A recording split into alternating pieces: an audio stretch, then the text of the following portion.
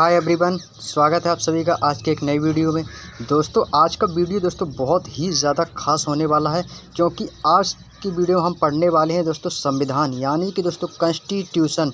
हमने सामान्य ज्ञान की जो येलो बुक है उसमें से इतिहास चैप्टर के पूरा इतिहास जो है, हिस्ट्री है, वो हमने complete page by page cover कर लिया है। और अभी तक आपने उन क्लासों को नहीं देखा है तो उन क्लासों को एक बार जाकर प्लेलिस्ट में देखिएगा।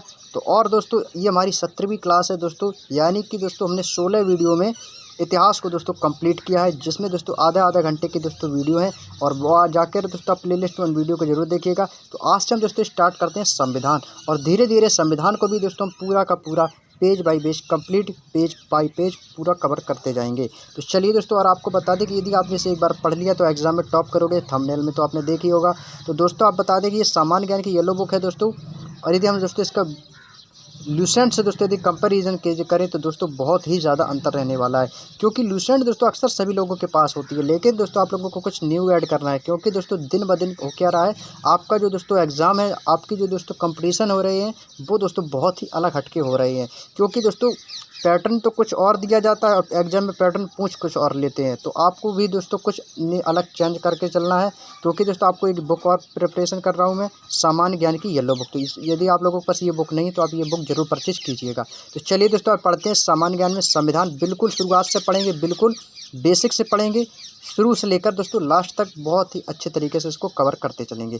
और जिन दोस्तों ने अभी तक वीडियो को लाइक नहीं किया तो प्लीज़ जाके एक बार वीडियो को लाइक कर दीजिएगा। यदि चैनल पर पहली बार हो तो चैनल को सब्सक्राइब कर लीजिएगा।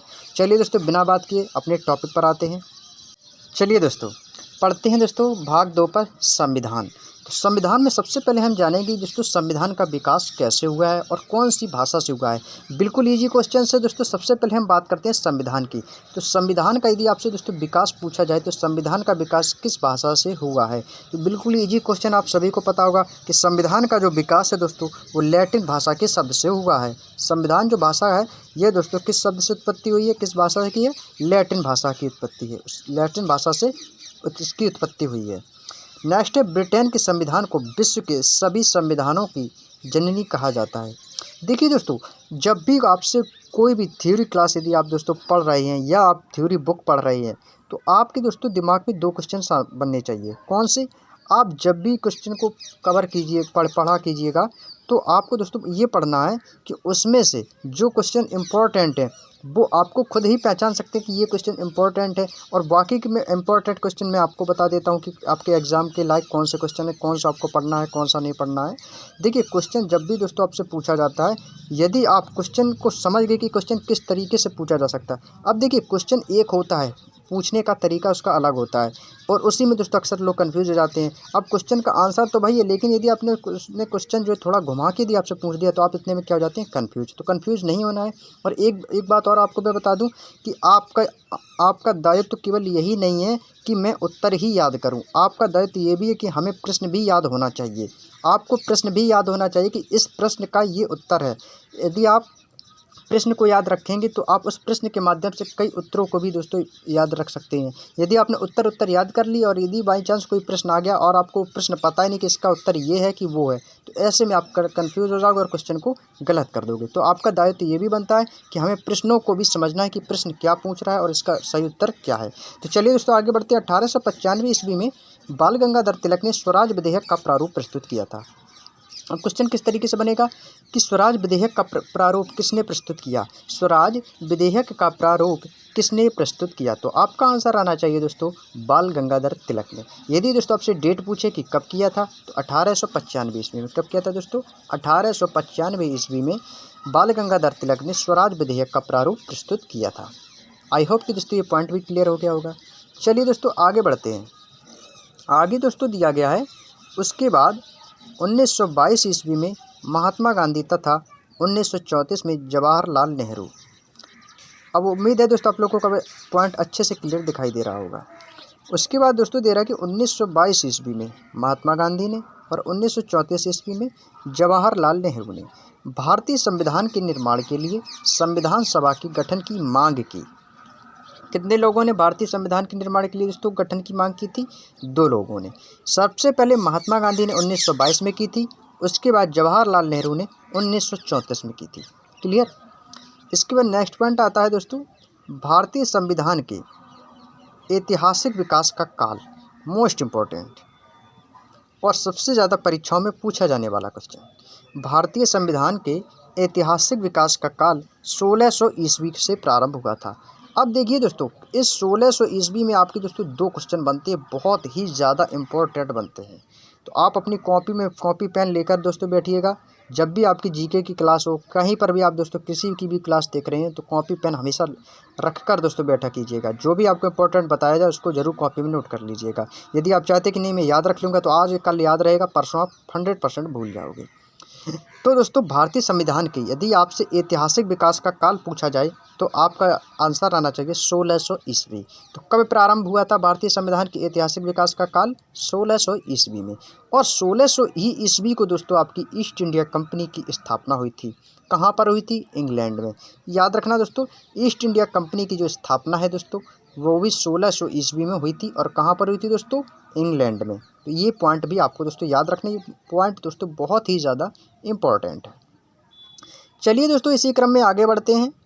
कंपनी ने प्रबंधन की समस्त शक्ति गवर्नर तथा 24 सदस्यीय परिषद में निहित होती है। यदि आपसे पूछा जाए कि कंपनी जो होती है वो उसके जो प्रबंधन की समस्त शक्ति किसके पास होती है, तो वो होती है दोस्तों गवर्नर के पास, और 24 सदस्यीय परिषद में दोस्तों ये निहित होती है।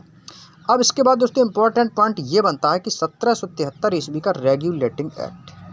अब क्वेश्चन दोस्तों बहुत तरीके से आपसे पूछा जाएगा और आप ऐसे क्वेश्चनों में कंफ्यूज भी हो जाएंगे।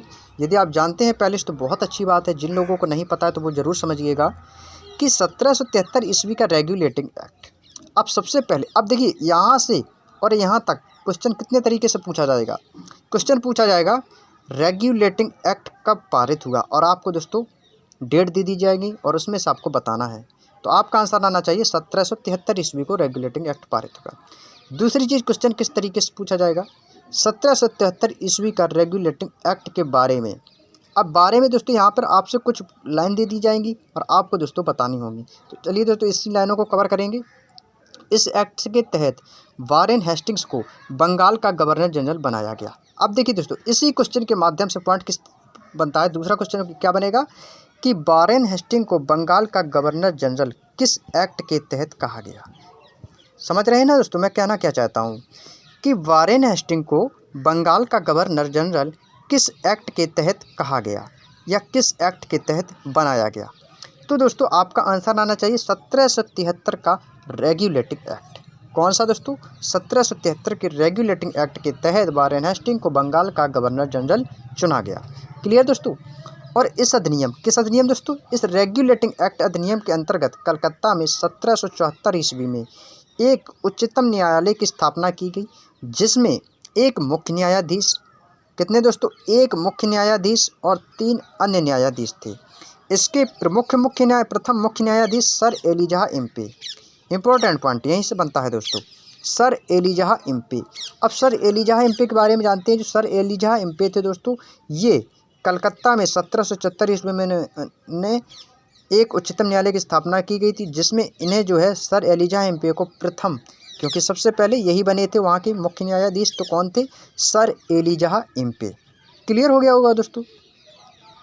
तो आपको दोस्तों कुछ इन्हीं बातों का विशेष ध्यान रखना है। कभी भी दोस्तों बुक हो चाहे आप किसी चीज़ को पढ़ रहे हो उसको रटा मत कीजिएगा। यदि आप उस पॉइंटों को अच्छे से समझ लेते हैं, जैसे कि मैं इसमें आपको बता दूं कि आपको बस इतना याद रखना है कि 1773 का जो रेगुलेटिंग एक्ट है ये कब पारित हुआ, तो आपको बता दिया 1773 में। और वारेन हेस्टिंग को बंगाल का गवर्नर जनरल किस एक्ट के तहत बनाया गया? 1773 का रेगुलेटिंग एक्ट।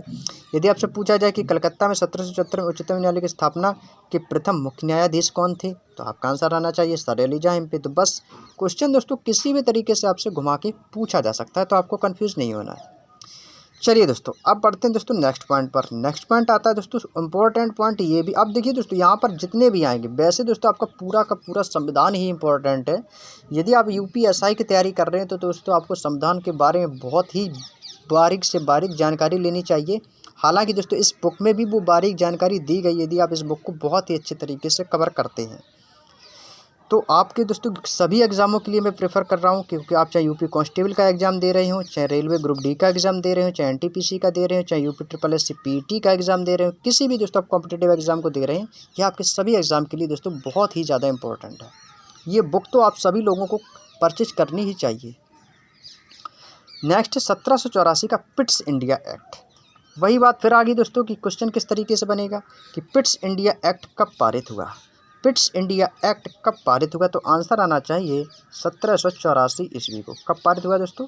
1784 ईस्वी को पिट्स इंडिया एक्ट पारित हुआ। अब दूसरा क्वेश्चन किस तरीके से पूछा जाएगा कि द्वैध शासन का आरंभ किस एक्ट के तहत हुआ। वही बात आ गई ना दोस्तों कि क्वेश्चन एक है, अब पूछेगा कई तरीक़ों से। द्वैध शासन का आरंभ किस एक्ट के तहत हुआ, तो आपका आंसर आना चाहिए 1784 का पिट्स इंडिया एक्ट। याद रखना दोस्तों, 1784 का पिट्स इंडिया एक्ट और 1773 का रेगुलेटिंग एक्ट, वो 1773 में हुआ और यह 1784 में। क्लियर? यहाँ पर दिया है पिट्स इंडिया एक्ट को दोस्तों एक्ट ऑफ सेटलमेंट के नाम से भी जाना जाता है। अब देखिए क्वेश्चन यहाँ से लेकर यहाँ तक क्वेश्चन कितने प्रकार से बनते हैं, सुनिएगा। पिट्स इंडिया एक्ट को क्या कहा जाता है? ऑप्शन दे दिए जाएंगे, तो उसमें से आपको राइट आंसर चुनना है एक्ट ऑफ सेटलमेंट। दूसरा क्वेश्चन, एक्ट ऑफ सेटलमेंट को अन्य किस नाम से जाना जाता है? बताएंगे सभी प्यारे दोस्त, एक्ट ऑफ सेटलमेंट को किस नाम से जाना जाता है, तो आपका आंसर रहना चाहिए पिट्स इंडिया एक्ट। यानी क्वेश्चन वही है, बस उसको पूछने का जो अंदाज है वो चेंज कर दिया है। तो ऐसे ही क्वेश्चनों को आप पढ़ा कीजिएगा, उल्टी तरफ से भी पढ़ा कीजिएगा, सीधी तरफ से प्रश्न भी पढ़ा करो, उत्तर भी पढ़ा करो। दोनों चीज़ को कंपेरिजन लेकर चलोगे ना, तो आपका डाउट नहीं होगा। कोई भी एग्ज़ाम देने जाते हैं ना, हम लोगों को डाउट होता है, पता नहीं ये हो सकता है आंसर, ये भी हो सकता है, तो आपको ये दिक्कत ख़त्म हो जाएगी आपकी। आप जो है दोस्तों कन्फ्यूज़ होना आपका दोस्तों जो है वो बंद हो जाएगा। आप हमेशा क्वेश्चन को सटीक आंसर चुन लोगे। आगे बढ़ते हैं दोस्तों, 1813 का चार्टर अधिनियम। अब इस अधिनियम को दोस्तों ध्यान से पढ़ना, क्योंकि 1813 का भी चार्टर अधिनियम है और 1833 का भी चार्टर अधिनियम है। तो याद रखना, क्योंकि सन में डिफरेंस है और अधिनियम में जो आपकी जो चर्चाएं की गई वो भी दोस्तों आपकी अलग हैं। इसमें है कंपनी के अधिकार पत्र को 20 वर्षों के लिए बढ़ाया गया। कितने वर्षों के लिए दोस्तों? 20 वर्षों के लिए। सबसे ज़्यादा इम्पोर्टेंट तो वैसे दोनों हैं, लेकिन जो यदि हम बात करते हैं मोस्ट इम्पोर्टेंट की, तो मोस्ट इम्पोर्टेंट है दोस्तों आपका 1833 का चार्टर अधिनियम। इस अधिनियम को दोस्तों बिल्कुल अपने दिमाग में छाप लो, और कॉपी पेन यदि आप लेकर बैठे हो तो ये जो बॉक्स के अंदर ये जो मैंने बताया है इसको ज़रूर कॉपी में नोट कर लीजिएगा। सेम इसी तरीके से 1833 का चार्टर अधिनियम। इस अधिनियम में क्या हुआ था दोस्तों? इस अधिनियम में बंगाल के गवर्नर जनरल को भारत का गवर्नर जनरल कहा जाने लगा। अब क्वेश्चन दोस्तों आपने ये पढ़ा भी होगा, क्योंकि एग्ज़ाम में आया है काफ़ी बार और बिल्कुल इजी क्वेश्चंस भी है। अब क्वेश्चन यही पूछा जाता, सेम क्वेश्चन दोस्तों यही पूछा जाएगा, हू बहू क्वेश्चन, क्योंकि इसमें कोई भी दोस्तों घुमाव नहीं है।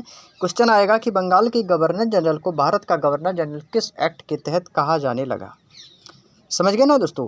बंगाल के गवर्नर जनरल को भारत का गवर्नर जनरल किस एक्ट के तहत कहा जाने लगा, या किस अधिनियम के तहत कहा जाने लगा, तो आपका वही आंसर होगा 1833 का चार्टर अधिनियम। अब काफ़ी और ऑप्शन में ये भी मिलेगा आपको 1813 का, तो आपको कौन सा करना है? 1833 का चार्टर अधिनियम। क्लियर हो गया होगा दोस्तों? चलिए दोस्तों इसी क्रम में आगे बढ़ते हैं बिना देरी किए। इसके बाद दोस्तों आता है लॉर्ड मैकाले, और इन्होंने ही दोस्तों प्रथम विधि आयोग का गठन किया। सबसे ज़्यादा परीक्षाओं में पूछे जाने वाला question, very important question, very important question है। लॉर्ड मैकाले की अध्यक्षता में प्रथम विधि आयोग का गठन किया गया। अब क्वेश्चन किस तरीके से पूछा जाएगा कि प्रथम विधि आयोग का गठन किसकी अध्यक्षता में हुआ? समझ गए होंगे दोस्तों, प्रथम विधि आयोग का गठन किसकी अध्यक्षता में हुआ, तो आपका आंसर आना चाहिए लॉर्ड मैकाले की अध्यक्षता में। किसकी अध्यक्षता में दोस्तों? लॉर्ड मैकाले में। तो ये पॉइंट दोस्तों आपको क्लियर हो गया होगा। इसके बाद आता है भारत में दास प्रथा को विधि विरुद्ध घोषित कर दिया गया। अब ये तो पॉइंट आपको समझ कम आया होगा, क्योंकि इसमें अचानक से दे दिया गया कि भारत में दास प्रथा की विधि विरुद्ध घोषित कर दिया गया। तो पर किस आयोग में, ऐसा कौन सा आयोग था जिसमें दास प्रथा की विधि विरुद्ध घोषित कर दिया? तो वही है दोस्तों आपका प्रथम विधि आयोग। प्रथम विधि आयोग में जो ही दोस्तों भारत में दास प्रथा को विधि विरुद्ध घोषित कर दिया गया। क्लियर? अब इसके बाद आता है दोस्तों 1858 का भारत शासन अधिनियम, जो कि आपका मोस्ट इम्पोर्टेंट है, क्योंकि यहाँ से क्वेश्चन आपके सभी परीक्षाओं में बनते हैं। कोई कॉम्पिटिटिव एग्जाम यदि आप देने जाते हैं उस प्रैक्टिस सेट को जरूर उठाना, क्वेश्चन जरूर देखने को मिलेंगे आपको यहाँ से। क्लियर। क्वेश्चन है दोस्तों 1858 का भारत शासन अधिनियम। भारत का शासन कंपनी के हाथों में ब्रिटिश महारानी के हाथों में चला गया है, क्योंकि दोस्तों ब्रिटिश महारानी समझ गए होंगे कि ब्रिटेन की जो महारानी थी एलिजाबेथ प्रथम। भारत का जो शासन था दोस्तों कंपनी के हाथों से ब्रिटिश कंपनी के हाथों में चला गया था। ब्रिटिश की जो महारानी थी एलिजाबेथ प्रथम, तो उन्हीं के हाथों में इसका शासन चला और मुग़ल सम्राट के पदों को समाप्त कर दिया गया था, क्योंकि उस टाइम दोस्तों जो मुग़ल सम्राट थे, लेकिन जब यह शासन जो है 1858 का भारत शासन अधिनियम जब ये ब्रिटिश महारानी के हाथों में चला गया तो ये मुग़ल सम्राट का जो पद हुआ करता था ये दोस्तों आपका समाप्त कर दिया गया, यानी कि नस्तनाबूद कर दिया गया। इसके बाद पॉइंट आता है कि भारत में शासन संचालन के लिए ब्रिटिश मंत्रिमंडल में एक सदस्य के रूप में भारत के राज्य सचिव की नियुक्ति की गई। किसकी नियुक्ति की गई दोस्तों? भारत के राज्य सचिव की नियुक्ति की गई और वह अपने कार्यों के लिए ब्रिटिश संसद के प्रति उत्तरदायी होता था। क्लियर दोस्तों, किसके प्रति उत्तरदायी होता था? क्योंकि दोस्तों जब नियुक्ति जो की गई थी जो कंपनी के अधीन थे वो ब्रिटिश महारानी के हाथ में चला गया, तो ब्रिटिश संसद ही तो उत्तरदायी होगी ना, तो वह अपने कार्यों के लिए ब्रिटिश संसद के प्रति उत्तरदायी होता था। इसके बाद भारत के गवर्नर जनरल का नाम बदलकर वायसराय कर दिया गया। अतः इस समय के गवर्नर जनरल लॉर्ड कैनिंग अंतिम गवर्नर जनरल एवं प्रथम वायसराय हुए। कभी क्वेश्चन पूछा जाए भारत का अंतिम गवर्नर जनरल या भारत का प्रथम वायसराय कौन था, तो आपका आंसर आएगा लॉर्ड कैनिंग। क्लियर दोस्तों। इसके बाद आता है दोस्तों 1861 का भारत परिषद अधिनियम। कौन सा दोस्तों? 1861 का भारत परिषद अधिनियम। ये भी दोस्तों आपको बहुत ही ज़्यादा इंपॉर्टेंट रहने वाला है। 1861 ईस्वी को भारत परिषद अधिनियम में गवर्नर जनरल को अध्यादेश जारी करने की शक्ति प्रदान की और ऐसे अध्यादेश की अवधि 6 माह होती थी। कितनी होती थी दोस्तों? 6 माह की अवधि होती थी। किस अधिनियम में? 1861 का भारत परिषद अधिनियम। 1862 ईस्वी में क्या हुआ? 1862 ईस्वी में लॉर्ड कैनिंग ने 3 भारतीयों, बनारस के राजा प्रथम भारतीय, पटियाला के महाराजा द्वितीय भारतीय और सर दिनकर राव तृतीय भारतीय को विधान परिषद में मनोनीत किया गया। कौन कौन? इनके नाम जरूर नोट कर लीजिएगा कॉपी में दोस्तों।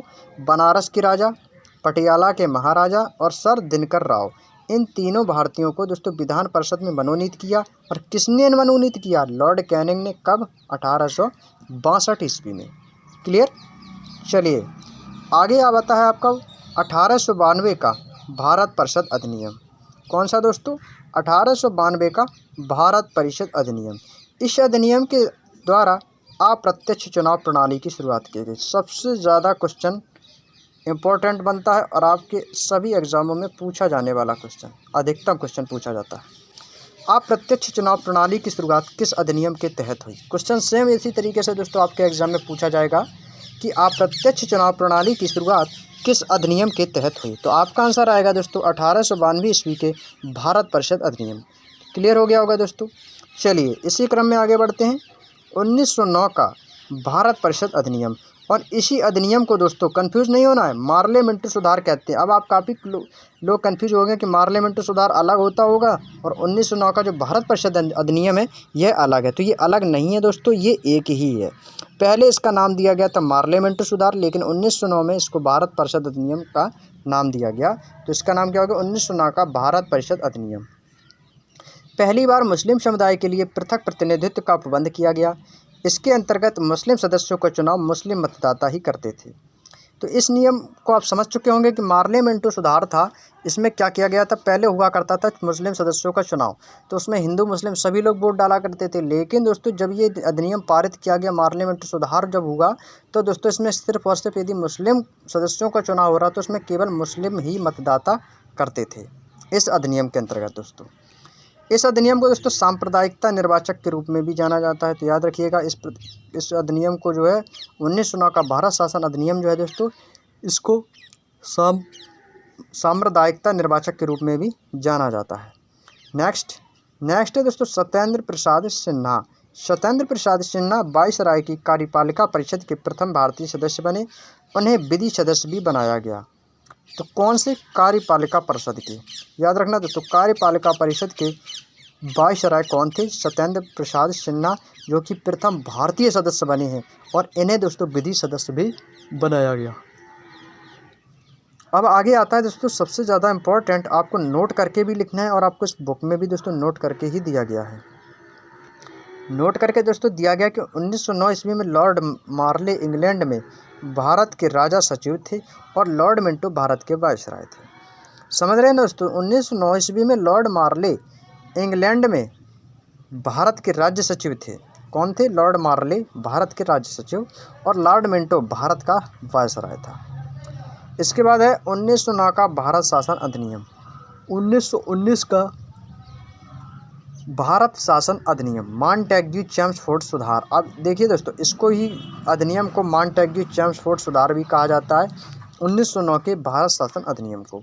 अब प्रांतों में द्वैध शासन लगाया गया किस अधिनियम के तहत? भारत शासन अधिनियम 1909 का भारत शासन अधिनियम के तहत या मॉन्टेग्यू चेम्सफोर्ड सुधार के अंतर्गत। इस अधिनियम के द्वारा लोक सेवा आयोग यूपीएससी का गठन किया गया किस अधिनियम के तहत? 1919 के भारत शासन अधिनियम के तहत। नेक्स्ट है, पहली बार केंद्रीय बजट को राज्य बजट से अलग कर दिया गया।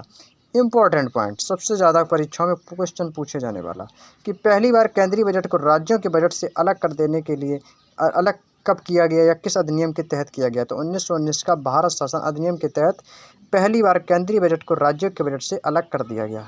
तो याद रखिएगा, 1919 के भारत शासन अधिनियम के तहत। क्लियर। नेक्स्ट, भारत में पहली बार महिलाओं को मतदान देने का अधिकार 1926 में दिया गया। ये क्वेश्चन काफ़ी बार पूछा जाता और इसकी दोस्तों सन जरूर कॉपी में नोट कर लीजिएगा। इसकी सन आपको याद रखनी है और कुछ याद नहीं रखना है, केवल सन। सेम क्वेश्चन पूछा जाएगा कि भारत में पहली बार महिलाओं को मतदान देने का अधिकार कब प्राप्त हुआ? तो आपका आंसर आना चाहिए 1926 में। कब हुआ दोस्तों? 1926 में महिलाओं को मतदान देने का अधिकार प्राप्त हुआ। इसके बाद आता है 1935 का भारत शासन अधिनियम। इस अधिनियम के 321 अनुच्छेद, 10 अनुसूचियाँ। इस अधिनियम के द्वारा प्रांतों में द्वैध शासन हटा दिया गया तथा केंद्र में द्वैध शासन की स्थापना की गई। पहले प्रांतों में दोस्तों हुआ करता था द्वैध शासन, इसको हटाकर इसने केंद्र में दोस्तों द्वैध शासन की स्थापना कर दी थी। और 1935 ईस्वी के भारत शासन अधिनियम के तहत ही 321 अनुच्छेद थे संविधान में और 10 अनुसूचियाँ थीं। क्लियर। नेक्स्ट है सांप्रदायिक निर्वाचन, और इसी अधिनियम के तहत जो है दोस्तों सांप्रदायिक निर्वाचन पद्धति का विस्तार किया गया।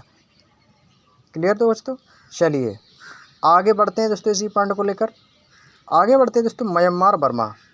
म्यांमार बर्मा को भारत से अलग कर दिया गया इसी 1935 ईस्वी के भारत शासन अधिनियम के तहत। याद रखना दोस्तों, उसी अधिनियम की दोस्तों यहाँ पर अभी बात हो रही है कि 1935 ईस्वी के में भारत शासन अधिनियम के तहत ही म्यांमार बर्मा को भारत से अलग कर दिया गया। सबसे ज़्यादा इंपॉर्टेंट क्वेश्चन, इसको कॉपी में जरूर नोट कीजिएगा। भारतीय रिजर्व बैंक की स्थापना, तो ये भी दोस्तों आपकी 1935 में ही हुई। जिस टाइम 1935 का भारत शासन अधिनियम पारित हुआ, उसी टाइम दोस्तों भारतीय रिजर्व बैंक की स्थापना 1935 में हुई थी। क्लियर दोस्तों। इस अधिनियम को भारत के मिनी संविधान का दर्जा दिया गया। इस अधिनियम को, किस अधिनियम को? 1935 के भारत शासन अधिनियम को दोस्तों मिनी संविधान का दर्जा दिया गया। इसके बाद इस अधिनियम के द्वारा ब्रिटिश संसद की सर्वोच्चता को बनाए रखा गया। किस अधिनियम के तहत? 1935 के भारत शासन अधिनियम के तहत ही ब्रिटिश संसद की सर्वोच्चता को बनाए रखा गया। क्लियर दोस्तों। तो अब यहाँ से दोस्तों हम पढ़ेंगे भारतीय संविधान की रचना के बारे में। दोस्तों ये आप लोगों को क्लास कैसी लग रही है तो प्लीज़ वीडियो के लास्ट में कमेंट में ज़रूर बताइएगा, क्योंकि दोस्तों जब आप कमेंट करते हैं, जब आप दोस्तों वीडियो को लाइक करते हैं तो दोस्तों मुझे बहुत ही ज़्यादा मोटिवेशन मिलता है, जिससे कि मैं आप लोगों के लिए बेहतर से बेहतर दोस्तों आप लोगों के लिए पढ़ाने का प्रयास कर सकूं। और इस वीडियो के माध्यम से यदि दोस्तों कुछ गलती हो गई हो मुझसे, या कुछ बोलने में गलती हो गई हो, या कुछ बताने में गलती हो गई है, तो प्लीज़ कमेंट में ज़रूर बताइएगा, जिससे मैं आने वाली वीडियो में सुधार कर सकूं। क्योंकि दोस्तों ये जो परिवार है टीचिंग विद आनंद चौहान, ये हमारा ही परिवार नहीं बल्कि आप सबका परिवार है। तो इस परिवार को दोस्तों सपोर्ट कीजिएगा, अपने दोस्तों में शेयर कीजिएगा और ज़्यादा से ज़्यादा इस परिवार से में और भी लोगों को जोड़िएगा, ताकि ये जो परिवार है दोस्तों इसी प्रकार से आगे बढ़ता रहे। तो चलिए दोस्तों अब हम बढ़ते हैं भारतीय संविधान की रचना के बारे में। बहुत ही अच्छे तरीके से पढ़ेंगे दोस्तों। अब पढ़ेंगे भारतीय संविधान की रचना के बारे में। तो सबसे पहला इंपॉर्टेंट क्वेश्चन यही बनता है दोस्तों, संविधान सभा के गठन का विचार सर्वप्रथम कब और किसने रखा?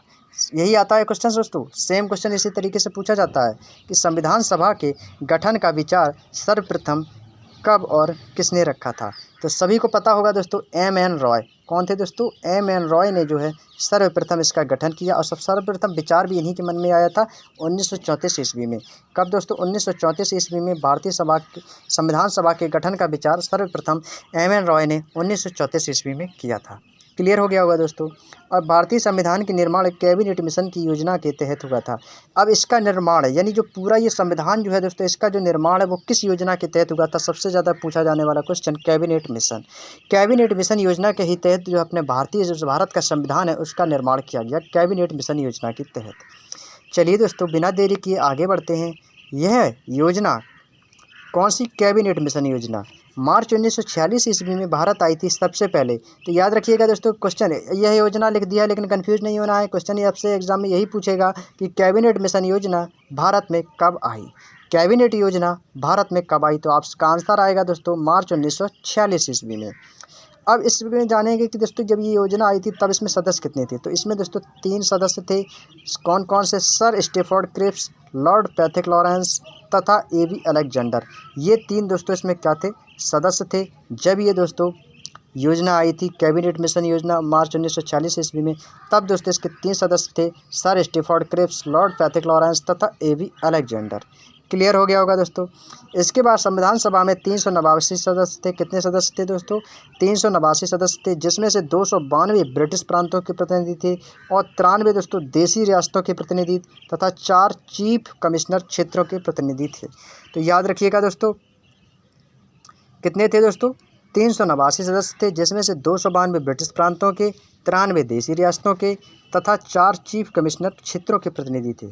इसके बाद आता है भारत विभाजन। जब दोस्तों भारत का विभाजन हुआ उसके बाद संविधान सभा में 299 सदस्य रह गए थे। कितने रह गए थे दोस्तों?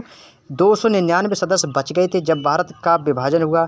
और संविधान सभा की सबसे पहली बैठक, सबसे ज़्यादा परीक्षाओं में पूछा जाने वाला क्वेश्चन, और सभी लोग इसको जानते भी हैं, और जो लोग नहीं जानते तो वो भी अपनी कॉपी में नोट कर लीजिएगा।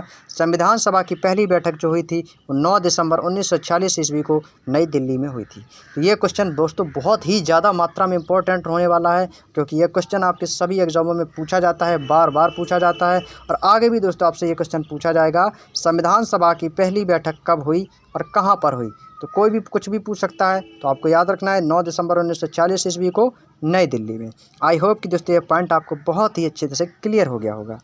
तो चलिए दोस्तों आगे बढ़ते हैं। आगे दिया है दोस्तों सभा के सबसे बुजुर्ग सदस्य। सभी लोग जानते हैं डॉक्टर सच्चिदानंद सिन्हा जी को। संविधान सभा के सबसे बुजुर्ग सदस्य थे, वो थे डॉक्टर सच्चिदानंद सिन्हा को सभा का अस्थायी अध्यक्ष चुना गया। इसको याद रखिएगा, इसमें 2 सदस्य होते हैं, 2 अध्यक्ष चुने गए थे, एक स्थायी अध्यक्ष दोस्तों और एक अस्थायी अध्यक्ष। तो कभी भी क्वेश्चन पूछा जाए कि संविधान सभा के अस्थायी अध्यक्ष किसे चुना गया, तो अस्थायी अध्यक्ष कौन है? डॉक्टर सच्चिदानंद सिन्हा को चुना गया था, जो कि दोस्तों सबसे बुजुर्ग सदस्य भी थे। इसके बाद आता है दोस्तों मुस्लिम लीग ने इस बैठक का बहिष्कार किया था। किसका? इस अस्थायी अध्यक्ष सभा का।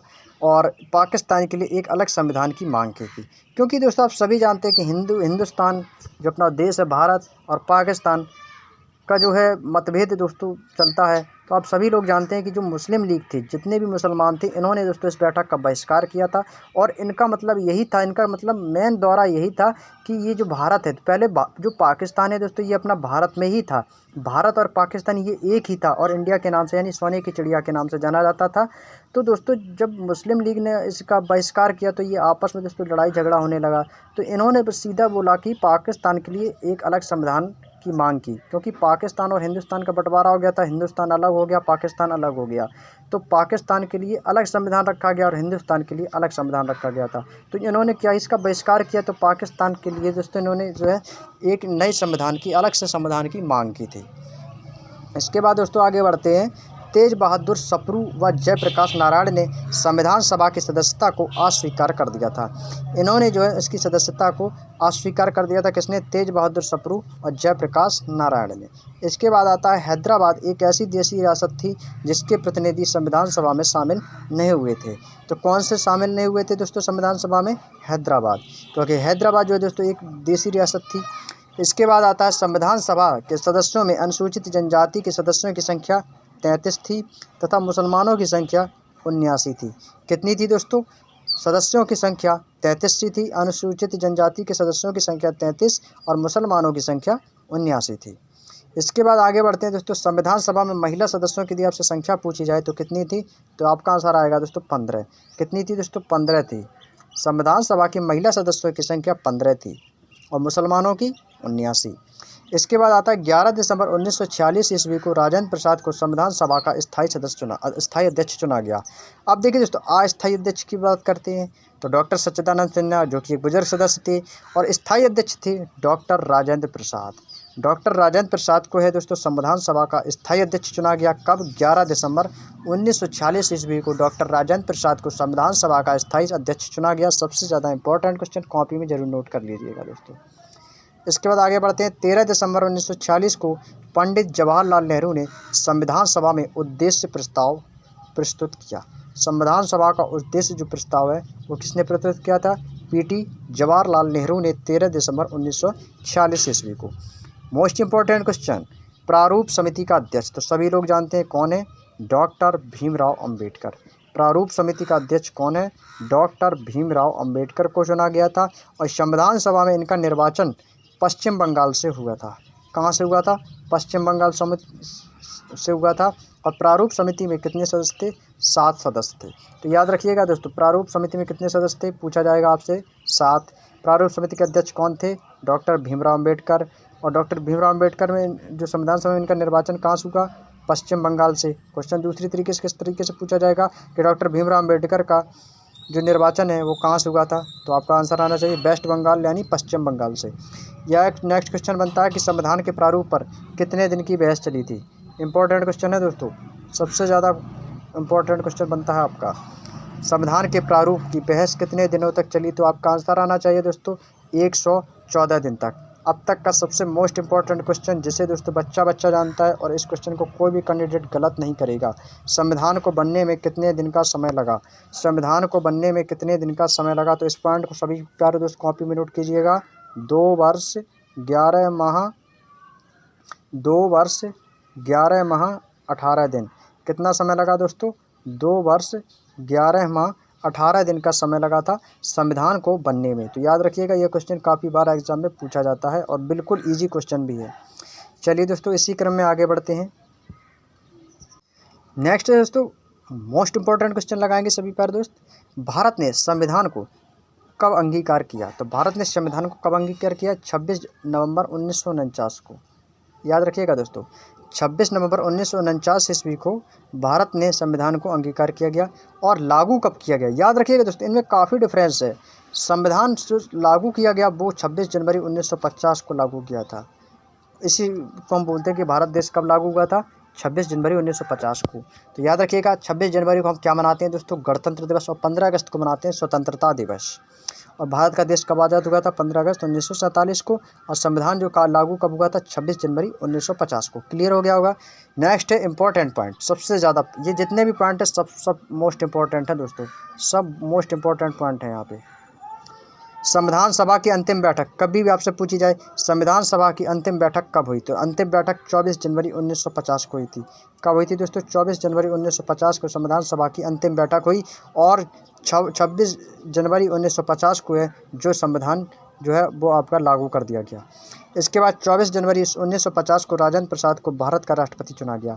और 1950 ईस्वी में 24 जनवरी 1950 को ही राजेंद्र प्रसाद को दोस्तों भारत का राष्ट्रपति चुना गया। तो राजेंद्र प्रसाद को हम किस नाम से जानते हैं दोस्तों? अजातशत्रु के नाम से भी जाना जाता है।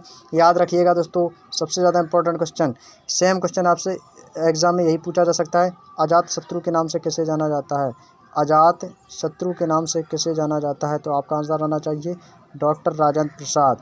अजातशत्रु के नाम से किसे जाना जाता है? डॉक्टर राजेंद्र प्रसाद को जाना जाता है। और भारत के ये प्रथम राष्ट्रपति हैं। कौन है दोस्तों भारत के प्रथम राष्ट्रपति? कौन थे? डॉक्टर राजेंद्र प्रसाद, जिन्हें 24 जनवरी 1950 ईस्वी को भारत का राष्ट्रपति चुना गया और इन्हें अजातशत्रु के नाम से भी जाना जाता है। चलिए दोस्तों, आई होप कि ये पॉइंट क्लियर हो गया होगा। आगे बढ़ते हैं दोस्तों इस क्रम में। भारतीय संविधान का पिता तो सभी लोग जानते हैं, भारतीय संविधान के पिता कौन है? डॉक्टर भीमराव अंबेडकर। डॉक्टर भीमराव अंबेडकर को भारतीय संविधान का पिता कहा जाता है। नेक्स्ट है, पहली बार संविधान सभा की अवधारणा स्वराज पार्टी ने 1935 ईस्वी में प्रस्तुत की थी। ये याद रखिएगा दोस्तों, पहली बार संविधान सभा की अवधारणा किसने प्रस्तुत की? तो याद रखिएगा स्वराज पार्टी ने। कब की थी? 1935 ईस्वी में। इन दोनों पॉइंटों को दोस्तों क्लियर कर लीजिएगा। इसके बाद आता है सबसे ज़्यादा इंपॉर्टेंट पॉइंट, संविधान बनाने के लिए कितनी कमेटियाँ गठित की गई? संविधान बनाने के लिए बहुत ही ज़्यादा दोस्तों इंपॉर्टेंट है, मैं क्या कहूँ, मोस्ट इंपॉर्टेंट क्वेश्चन है ये वाला। भारतीय संविधान के बनाने के लिए कितनी कमेटियां गठित की गई? तो याद रखिएगा दोस्तों 13 कमेटियां गठित की गई थी। कितनी दोस्तों? 13 कमेटियां बनाई गई थी संविधान बनाने के लिए। इसके बाद आता है संविधान सभा के संवैधानिक सलाहकार पद पर श्री B.N. राव को नियुक्त किया गया था। किसे? M.N. राव नहीं, श्री B.N. राव को। संविधान सभा के संवैधानिक सलाहकार कौन थे? श्री B.N. राव। इसके बाद आता है 22 जुलाई 1947 ईस्वी को राष्ट्रीय ध्वज अपनाया गया। इन देखिए दोस्तों, इन सभी डेटों को कॉपी में नोट कीजिएगा, साथ साथ बोलिएगा, साथ साथ लिखिएगा। सबसे ज़्यादा इंपॉर्टेंट है ये, जितने भी पॉइंट है दोस्तों ये सभी इंपॉर्टेंट आपके बनने वाले ब्रैकेट में इसको हम बंद किए देते हैं और इसको कॉपी में ज़रूर नोट कर लीजिएगा दोस्तों। 22 जुलाई 1947 ईस्वी को राष्ट्रीय ध्वज अपनाया गया। कभी भी क्वेश्चन पूछा जाए कि राष्ट्रीय ध्वज को कब अपनाया गया? 22 जुलाई 1947 ईस्वी को। क्लियर? भारत का राष्ट्रीय गान कब अपनाया गया? 24 जनवरी 1950 ईस्वी को। राष्ट्रीय गान क्या है दोस्तों?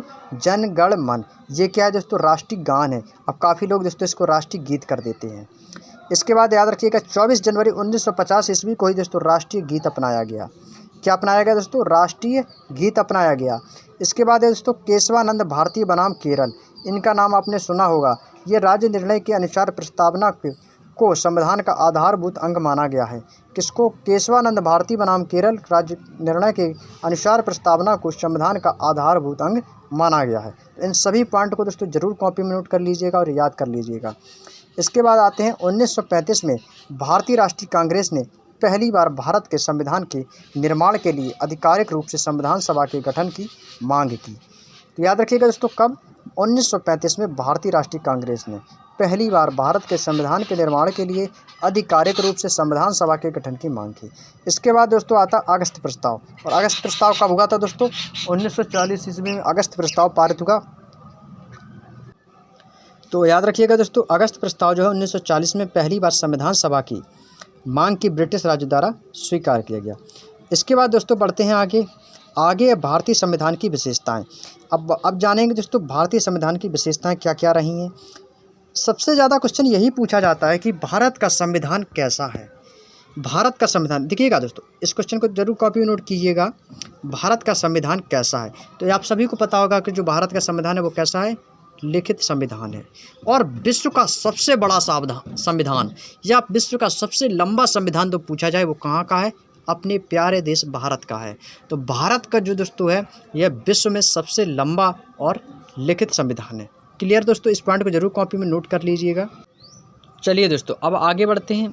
नेक्स्ट पॉइंट दोस्तों आगे दिया गया है विश्व का प्रथम लिखित संविधान। विश्व का प्रथम लिखित संविधान किसने अपनाया था? तो याद रखिएगा दोस्तों, विश्व का प्रथम लिखित संविधान संयुक्त राज्य अमेरिका ने वर्ष 1789 में अपनाया था। तो किसने अपनाया था सबसे पहले विश्व का प्रथम लिखित संविधान?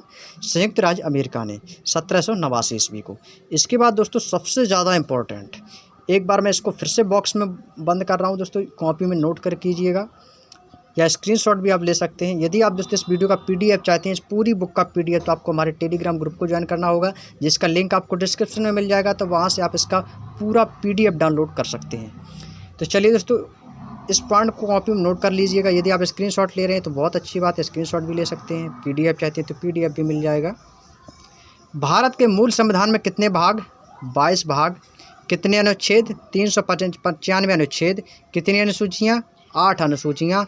वर्तमान में ये थी पहले दोस्तों, याद रखिएगा। भारत के मूल संविधान में कितने भाग थे? क्वेश्चन इस तरीके से पूछा जाए तब आपको क्या आंसर देना है। भारत के मूल संविधान में कितने अनुच्छेद थे? आपका आंसर आएगा 22 भाग। भारत के मूल संविधान में कितने अनुच्छेद थे? आपका आंसर आएगा 395 अनुच्छेद। भाग पूछे जाएँ 22 भाग थे, अनुच्छेद पूछे जाएँ तो 395। और भारत के मूल संविधान में में कितनी अनुसूचियाँ थीं, तो 8 अनुसूचियाँ थीं। अब देखिएगा वर्तमान में जो प्रेजेंट टाइम में कितना हो गया है, तो प्रेजेंट टाइम में दोस्तों 22 भाग हैं, 395 अनुच्छेद हैं, लेकिन जो आपकी अनुसूचियाँ हैं वो बढ़ गई हैं। कितनी हो गई हैं दोस्तों, याद रखिएगा 12। तो याद रखिए कि जो प्रेजेंट टाइम में भारत के मूल संविधान में 22 भाग हैं, 395 अनुच्छेद हैं और उनमें से 12 अनुसूचियाँ हैं। तो ये का याद रखिएगा। क्लियर। इसके बाद दोस्तों आता है मूल कर्तव्यों का विवरण। 42वें संविधान संशोधन के द्वारा 1976 ईस्वी में किया गया। कब किया गया दोस्तों, याद रखिएगा 1976 ईस्वी में किया गया था मूल कर्तव्यों का विवरण। और किस संविधान संशोधन के तहत, 42वें संविधान संशोधन के तहत। नेक्स्ट पॉइंट पर चलते हैं, भारत संविधान में कौन सी नागरिकता का प्रावधान है। सेम क्वेश्चन इसी तरीके से पूछा जाएगा दोस्तों, इस पॉइंट को जरूर नोट कीजिएगा। भारत संविधान में किस नागरिकता का प्रावधान है, सेम क्वेश्चन पूछा जाएगा तो आपका आंसर आएगा दोस्तों एकल नागरिकता। कौन सी नागरिकता का प्रावधान है, एकल नागरिकता का प्रावधान है। भारतीय संविधान उदार व कठोरता का मिश्रण है दोस्तों। भारतीय संविधान को वकीलों का स्वर्ग कहा जाता है। अब देखिए दोस्तों, भारतीय संविधान को वकीलों का स्वर्ग कहा जाता है। क्वेश्चन बन गया ना इंपॉर्टेंट। क्वेश्चन सेम इसी तरीके से पूछा जाएगा कि किस संविधान को वकीलों का स्वर्ग कहा जाता है।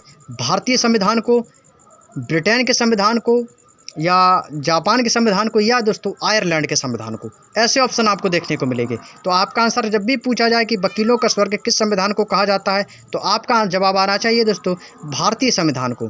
भारतीय संविधान को वकीलों का स्वर्ग कहा जाता है, क्योंकि संविधान सभा में वकीलों की संख्या बहुत अधिक थी। उस टाइम जो है दोस्तों वकीलों की संख्या बहुत ही ज़्यादा थी, तो इस कारण दोस्तों इसको वकीलों का स्वर्ग नाम दे दिया गया। क्लियर हो गया होगा दोस्तों इस पॉइंट को। नेक्स्ट है, संविधान के द्वारा भारत को राज्यों का संघ बनाया गया। किसके द्वारा दोस्तों, संविधान के द्वारा। संविधान के द्वारा ही भारत को राज्यों का संघ बताया गया। तो इसको याद रखिएगा दोस्तों, किसके तहत, संविधान के द्वारा ही राज्यों का संघ बताया गया। किसको, भारत को। क्लियर हो गया होगा दोस्तों। इसके बाद दोस्तों आगे बढ़ते हैं। आगे दिया है दोस्तों 42वें संविधान संशोधन अधिनियम को 1976 को मिनी संविधान भी कहा गया। ये शायद मैं आपको अभी बता के आया हूँ कि मिनी संविधान के बारे में। तो मिनी संविधान जो है दोस्तों, ये 42वें संविधान संशोधन अधिनियम 1976 ईस्वी को मिनी संविधान भी इसको कहा जाता है।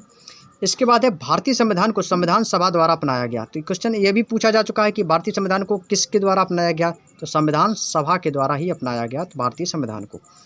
भारत का संविधान ना तो लचीला है ना ही कठोर है, बल्कि दोनों का मिला जुला है। कभी भी क्वेश्चन आपसे यदि आपको कोई मौखिक भी पूछ दे कि भारत का संविधान कैसा है, तो सीधा जवाब दे दो, ना तो लचीला है ना ही कठोर है, दोनों का मिला जुला है, मिला जुला रूप है। यदि कह सकते हैं तो लचीला भी है, कठोर भी है, और लचीला भी नहीं है और ना ही कठोर है, यानी दोनों का मिला जुला रूप है। क्लियर। आगे बढ़ते हैं। यह भारत को एक संपूर्ण प्रभुत्व संपन्न एवं लोकतंत्रात्मक गणराज्य घोषित करता है। जो ये भारत का संविधान है दोस्तों, ये भारत को एक संपूर्ण प्रभुत्व संपन्न एवं लोकतंत्रात्मक गणराज्य घोषित करता है। इसमें सभी भारतीय नागरिकों को मौलिक अधिकार प्रदान किए गए हैं। तो आप देखिए दोस्तों, धीरे धीरे जानेंगे कि कौन कौन से मौलिक अधिकार हमें प्राप्त हुए हैं, वो भी हम पढ़ेंगे दोस्तों, क्रम से पेज बाई पेज सब कंप्लीट करवाएंगे आपको। तो नेक्स्ट है, केशवानंद भारती बनाम केरल राज्यवाद। ये भी दोस्तों एक हुआ था, इसका उद्देश्य क्या रहा, इसके भी बारे में चलते हैं, आगे पढ़ते हैं। केशवानंद भारती बनाम केरल राज्यवाद के अनुसार उद्देशिका संविधान का अंग है। क्वेश्चन देखिए, ये है संविधान का अंग। क्या है संविधान का अंग, तो याद रख सकते हैं केशवानंद भारती बनाम केरल राज्यवाद के अनुसार संविधान का अंग कौन है। क्वेश्चन ऐसे पूछा जाए तो आपका आंसर आना चाहिए उद्देशिका। उद्देशिका है जो दोस्तों संविधान का अंग है, पर इसे न्यायालय में कानूनी दर्जा प्राप्त नहीं हुआ है। इसको जो है न्यायालय में कानूनी दर्जा प्राप्त नहीं हुआ है। चलिए दोस्तों आगे बढ़ते हैं। इंपॉर्टेंट क्वेश्चन, उद्देशिका को संविधान की आत्मा कहा जाता है। अब उद्देशिका क्या है दोस्तों, इसको भी जानेंगे। उद्देशिका को दोस्तों संविधान की आत्मा कहा जाता है और संविधान निर्माताओं के मन की कुंजी। तो उद्देशिका को ही दोस्तों प्रस्तावना बोलते हैं। भारतीय की आत्मा क्या है, भारत संविधान की आत्मा क्या है, प्रस्तावना या उद्देशिका, इसी को बोलते हैं। और संविधान निर्माताओं के मन की दोस्तों इसकी कुंजी, कुंजी में क्या होता है दोस्तों, चाबी कहा गया है। इसके बाद आता है उद्देशिका में या प्रस्तावना में प्रयुक्त हम भारत के लोग शब्द से स्पष्ट है कि भारत के संप्रभुत्व भारत की जनता में ही निहित है। हम भारत के लोग, इसको जरूर नोट कीजिएगा कॉपी में दोस्तों, हम भारत के लोग। ये दोस्तों भारतीय जो संविधान की जो प्रस्तावना है, इसमें ये वाक्य प्रयुक्त किया गया है। इसके बाद है, भारत एक गणतंत्र है। इसका अर्थ यह है कि भारत का राष्ट्रीय अध्यक्ष निर्वाचित होगा, आनुवंशिक नहीं। समझ गए दोस्तों, जो भारत का जो गणतंत्र है, इसका अर्थ क्या है, राष्ट्रीय अध्यक्ष निर्वाचित होगा, आनुवंशिक नहीं। इसके बाद आता है दोस्तों 42वें संविधान संशोधन कब हुआ था? 1976 द्वारा। उद्देशिका या प्रस्तावना में समाजवादी और पंथ निरपेक्ष शब्द जोड़े गए तथा राष्ट्र की एकता को राष्ट्र की एकता और अखंडता से प्रस्थापित किया गया। उससे राष्ट्र की एकता और अखंडता से प्रस्तावित किया गया। और उद्देशिका में संविधान के अंगीकरण की तिथि 26 नवंबर 1949 दी गई। तो इसको जरूर नोट करिएगा कॉपी में, 26 जनवरी 1949 दोस्तों इसको दी गई थी। तो संविधान को कब अंगीकार किया गया? 26 नवंबर 1949 ईस्वी को। क्लियर दोस्तों। इसके बाद दोस्तों मिलते हैं अपने आखिरी पॉइंट से। आज का आखिरी पॉइंट है दोस्तों, इसी कारण 26 नवंबर को भारत में विधि दिवस के रूप में मनाया जाता है। अब देखिए दोस्तों, आपको यहाँ से एक दिवस भी आपको क्लियर हो गया। विधि दिवस कब मनाया जाता है? तो याद रखिएगा विधि दिवस है दोस्तों ये आपका 26 नवंबर को मनाया जाता है। तो इसको दोस्तों कॉपी में नोट कर लीजिएगा, विधि दिवस डैश 26 नवंबर। तो याद रखिएगा दोस्तों 26 नवंबर को हम भारत में विधि दिवस मनाते हैं। क्या मनाते हैं दोस्तों? भारत में विधि दिवस मनाते हैं। अब आगे है, इसके बाद है दोस्तों आता है आपका संविधान की प्रमुख समितियां एवं उनके अध्यक्ष। बहुत ही ज़्यादा दोस्तों ये इंपॉर्टेंट क्वेश्चन है और इसको आप हेडिंग डालकर जरूर कॉपी में नोट कीजिएगा और सभी समितियों के अध्यक्ष जरूर लिखिएगा। सभी समितियां, कितनी समितियां थीं और कितने अध्यक्ष हुए, ये सारी चर्चा दोस्तों हम करेंगे नेक्स्ट वीडियो में। तो आज की जो क्लास है दोस्तों हम यहीं तक रखेंगे और आगे की भी क्लास यदि आप लेना चाहते हैं तो प्लीज़ चैनल को सब्सक्राइब कीजिएगा। और यदि आप दोस्तों अभी तक वीडियो को लाइक नहीं किए तो प्लीज़ दोस्तों वीडियो को लाइक कीजिएगा, क्योंकि दोस्तों ये क्लास दोस्तों आप लोगों के लिए बहुत ही खास रहने वाली है। क्योंकि संविधान दोस्तों अपने आप में एक बहुत बड़ा चैप्टर भी है और कह सकते हैं बहुत ही इंटरेस्टेड चैप्टर है। तो इसको दोस्तों आप बहुत ही अच्छे तरीके से कवर कीजिएगा और मैं कोशिश करूँगा अपनी तरफ से आपको बहुत ही बेहतर से बेहतर आप लोगों को सिखा सकूँ, बता सकूँ। तो आगे की क्लास दोस्तों कंटिन्यू रहेगी, क्योंकि कुछ दिनों तक ये आपकी क्लास नहीं हो पाई थी। अब आगे की क्लास भी दोस्तों आपको ज़रूर देखने को मिलेगी बहुत जल्द ही, वो भी अपलोड कर दी जाएंगी। तो यह संविधान की दोस्तों हमारी पहली क्लास थी, ये संविधान की पहली क्लास थी। अब धीरे धीरे संविधान को भी हम पेज बाई पेज कंप्लीट करते जाएंगे। तो चलिए दोस्तों आज की वीडियो में इतना ही। अब मिलेंगे दोस्तों नेक्स्ट वीडियो में ऐसे ही इंपॉर्टेंट टॉपिक के साथ, इंपॉर्टेंट महत्वपूर्ण क्वेश्चनों के साथ। तब तक के लिए आप सभी दोस्तों का बहुत बहुत धन्यवाद। अपनी पढ़ाई को दोस्तों कंटिन्यू करते रहिएगा और अपने लक्ष्य की ओर अग्रसर रहिएगा। जय हिंद, जय भारत, वंदे मातरम।